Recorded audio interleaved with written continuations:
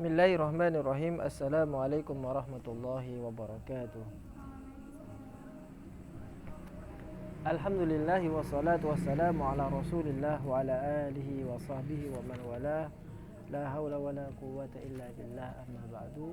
Alhamdulillah, malam ini kita akan menjelaskan tentang kebijaksanaan atau hikmah yang hilang dari kalangan orang Islam. Di dalam kitab ini Ta'limul Muta'allim di halaman 81 kita baca, Bismillahirrahmanirrahim. Qala al-musannif rahimahullah wa nafa'ana bihi wa bi'ulumihi fid dharain amin. Qala ngandika sapa Rasulullah sallallahu alaihi wasallam, Rasulullah sallallahu alaihi wasallam, al-hikmatu utawi hikmah iku dhalatun barang ilang, iku dhalatul mukmini barang ilangi wong mukmin. Ainama wajada ing ngendi kon nemu sapa mukmin, ing ngendi kon nemu sapa mukmin ha ing dhalah, akhadha mongko ngalep sapa mukmin ha ing dhalah,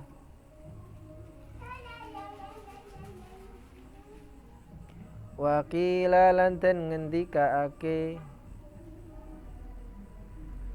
khudh ngalep sira ma ing barang sofa kang bersih apa ma,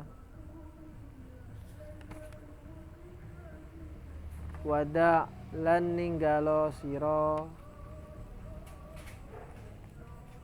ma ing barang kadara kang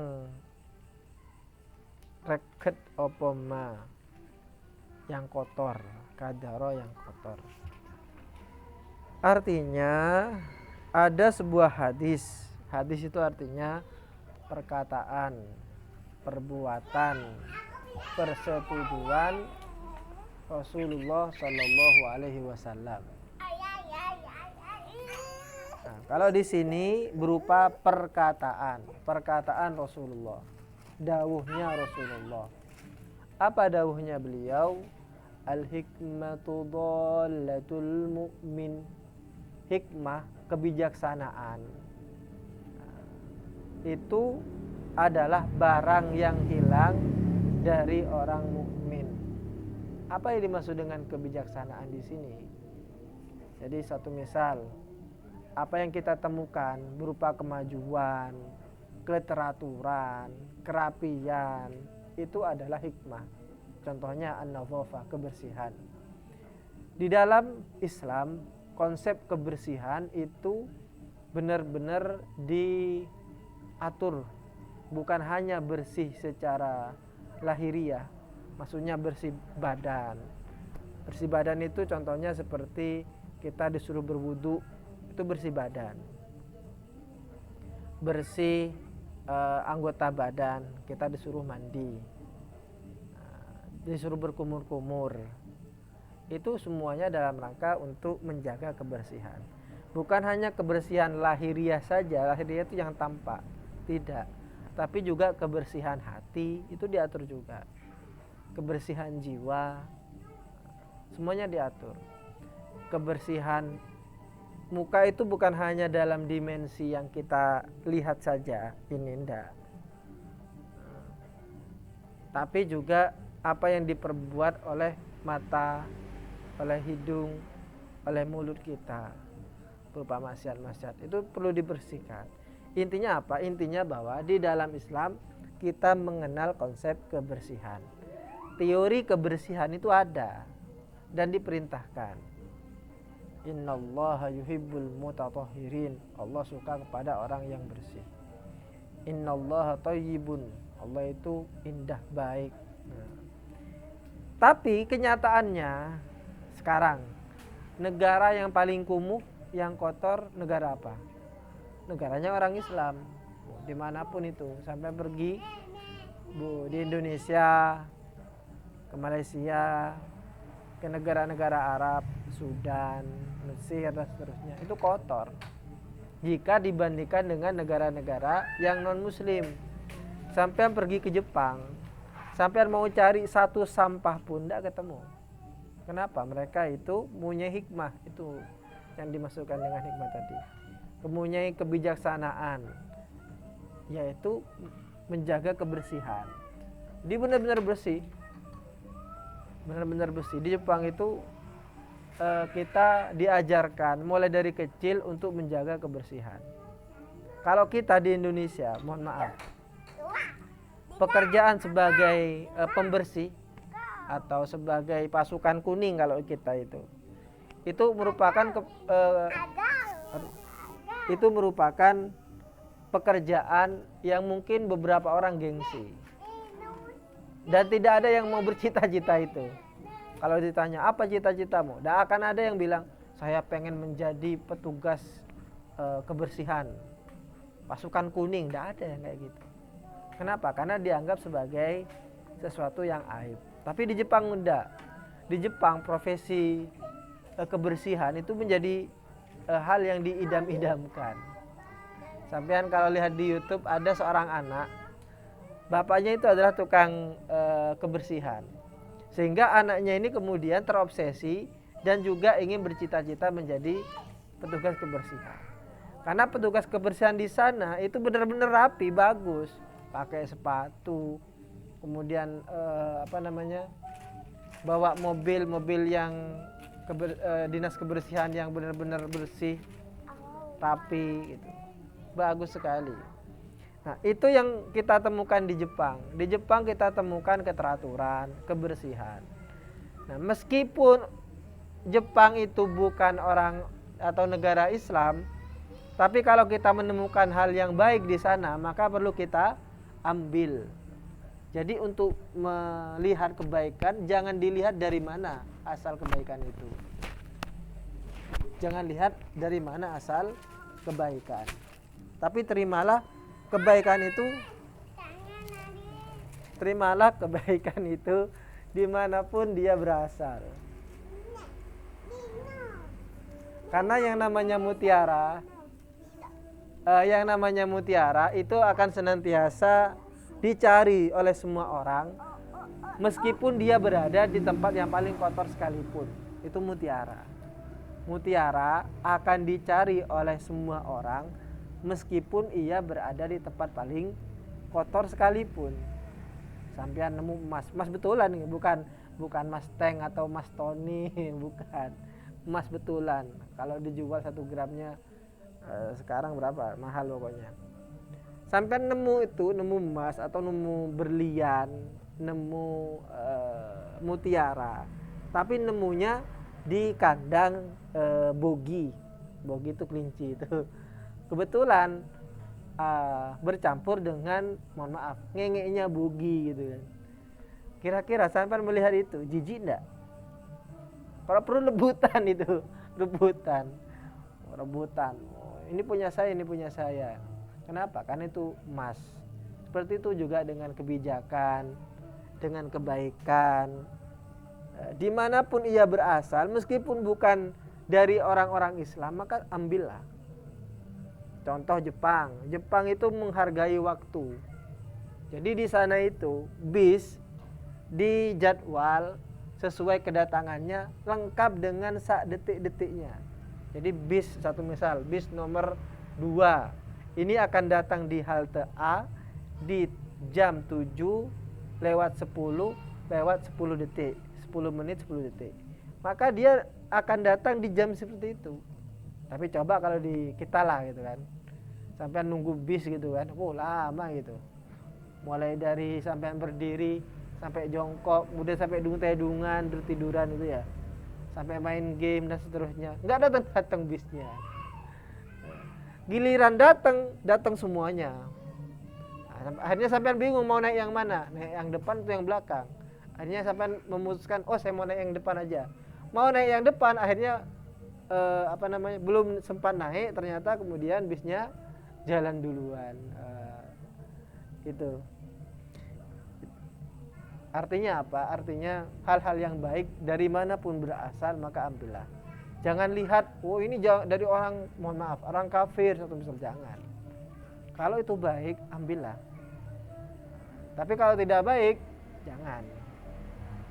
Ainama wajadaha akhadaha. Dimanapun ia menemukan hikmah, kebijaksanaan, kebaikan, maka ambillah.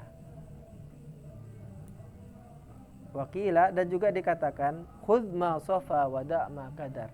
Ambillah apa yang bersih, yang suci, wada' ma qadar, dan tinggalkan apa yang kotor.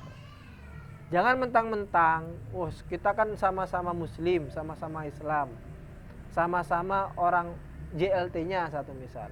Akhirnya kemudian kita terlalu membanggakan apa yang menjadi milik kita, dan kita lupa bahwa apa yang kita lakukan itu buruk. Jangan sampai seperti itu. Cobalah membuka mata, kemudian menerima apapun yang baik itu, meskipun dari hal yang mungkin menurut kita remeh. Terkadang kita mendapatkan pelajaran yang sangat berharga itu datang dari hal-hal yang remeh, dari binatang atau misal, atau dari dari orang gila. Terkadang kita bisa mempelajari hikmah, kebijaksanaan dari orang-orang gila itu. Itu sebagai contoh saja. Kita lanjutkan, wa sami'tu lan ngerungu sapa ingsun asy-syaikhul imam al-ajalla al-ustadz, Syekh Imam Ajal al-Ustadz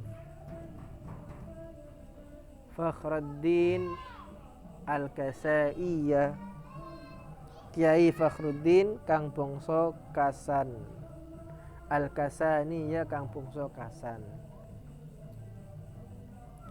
rahimahullahu ta'ala. Yaqulu, ngendika sapa Syekh, kanat ono apa jariyatu Abi Yusuf rahimahullahu, jariyai Abi Yusuf rahimahullah iku amanatan, tati amanah, inda Muhammadin ngersane Kiai Muhammad rahmatullahi alaihi.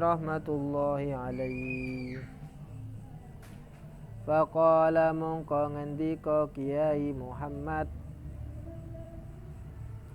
laha maring jariyah, hal tafadhina, ana ta apal sira jariyah. Adek, jangan adek.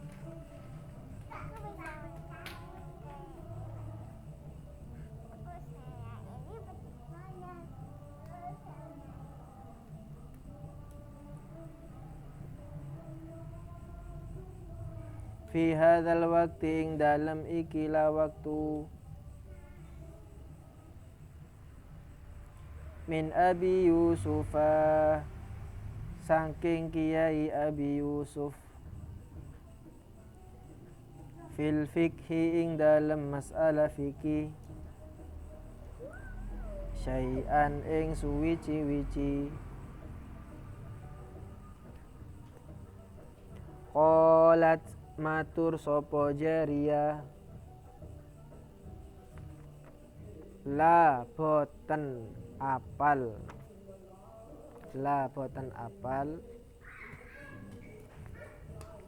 illa annahu angin satuhuni Abu Yusuf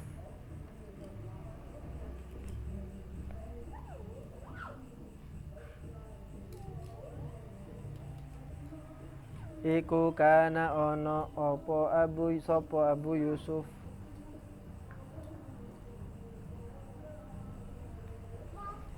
iku yukarriru bolan balene Abu Yusuf wa yaqulu lan ngendika sapa Abu Yusuf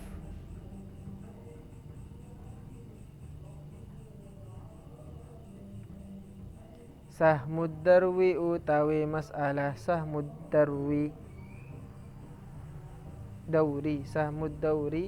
ing masalah Sahmud Dauri iku sakitun gugur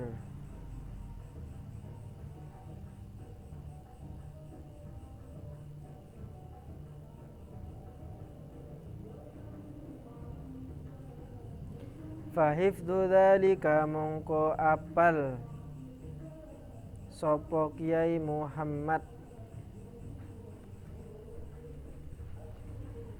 dzalika ing mangkono Sahmud Dauri sakitun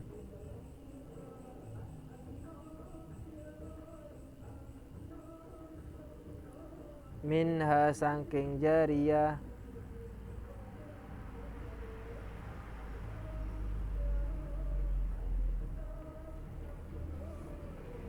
wa kana lan ono apa masalah Sahmud Dauri iku muskilatan angel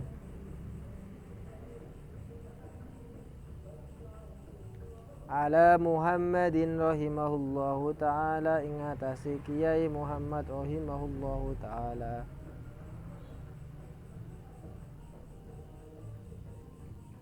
fartafa'a mongko nuli ilang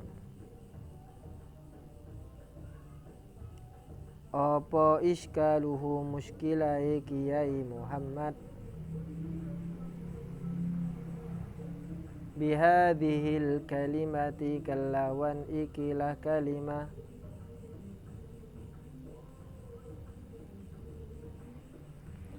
fa'ulima mongko den ngerteni annal istifadata opo annal istifadata satuhune ngalep faidah iku mumkinatun kongang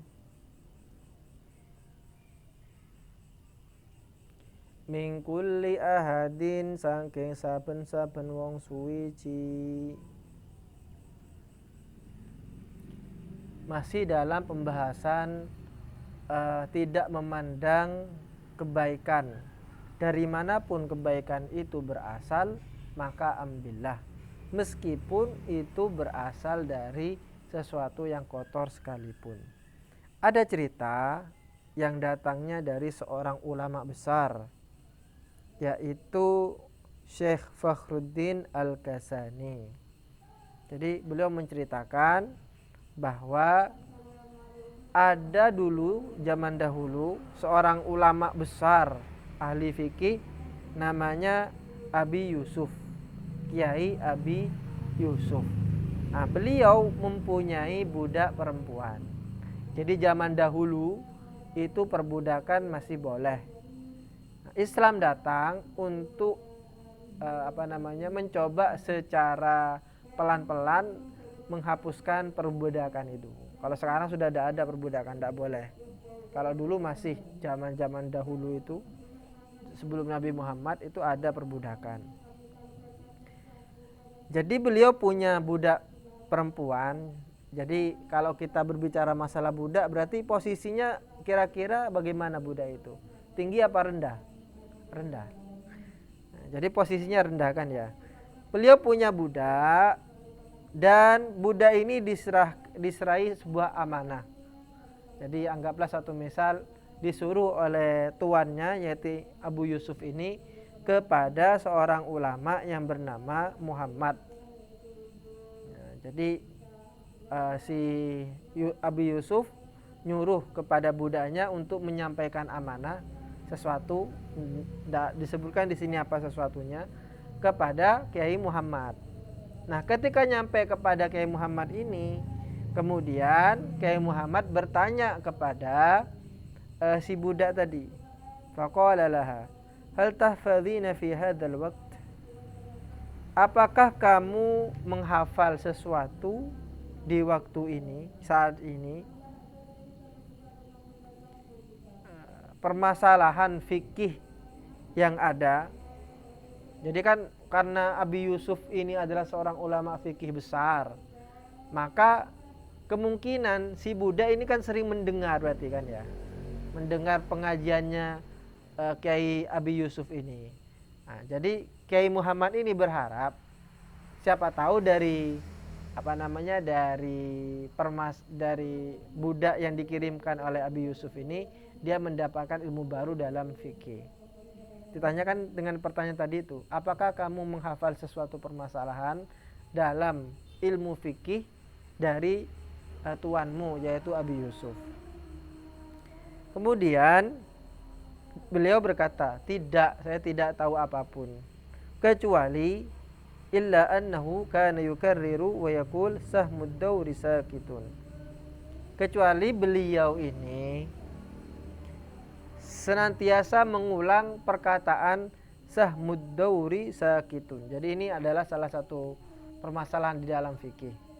Sahmud dawri sakitun.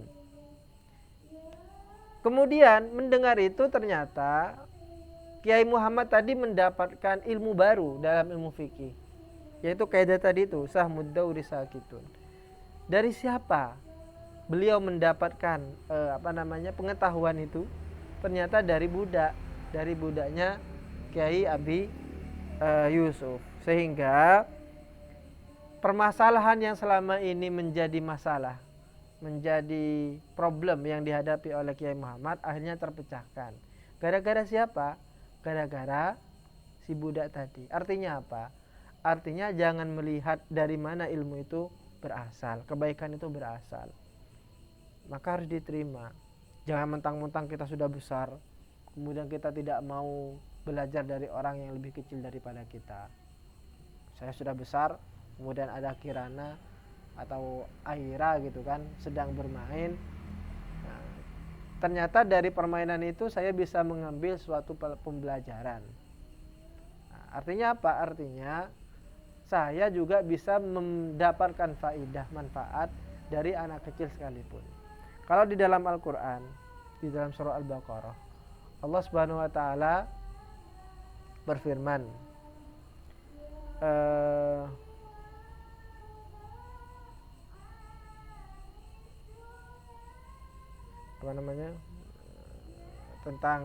tentang nyamuk itu.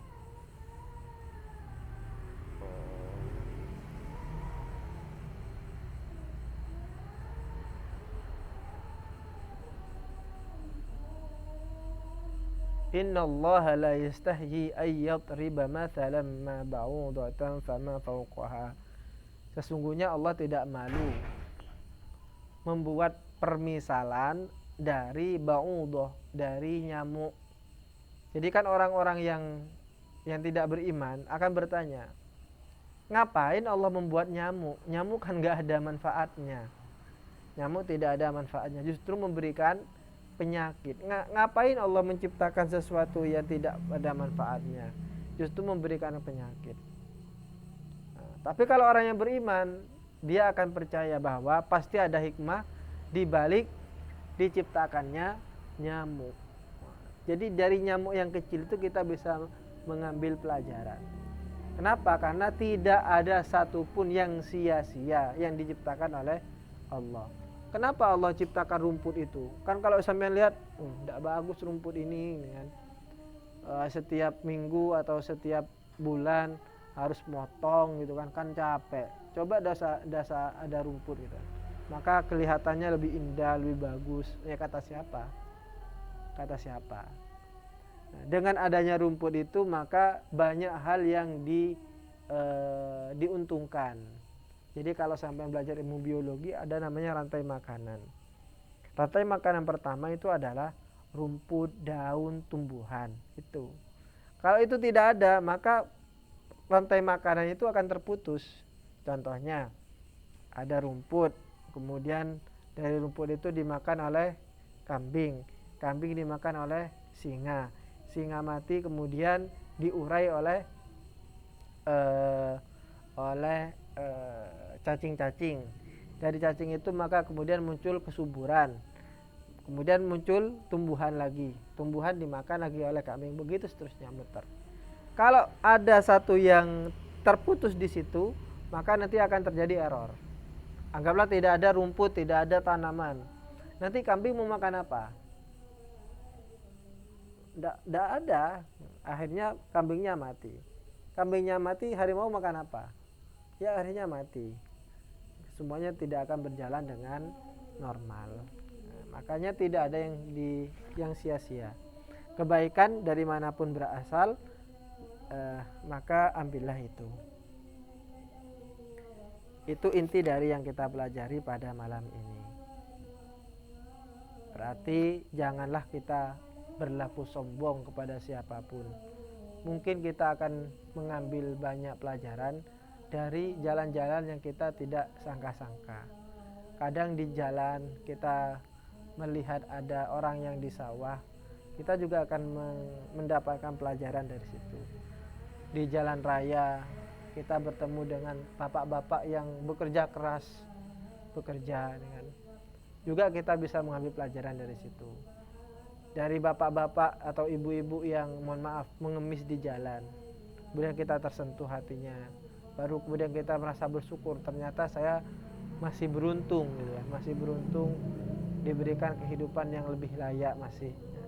Maka akhirnya kita bersyukur. Itu juga pelajaran. Jadi dari manapun kita bisa mengambil pelajaran. Jangan remehkan orang lain. Tidak boleh berlaku sombong. Itu saja yang bisa kita sampaikan. Mudah-mudahan bermanfaat. Wa akhiran wallahul muwaffiq ila aqwamit thoriq. Assalamualaikum warahmatullahi wabarakatuh.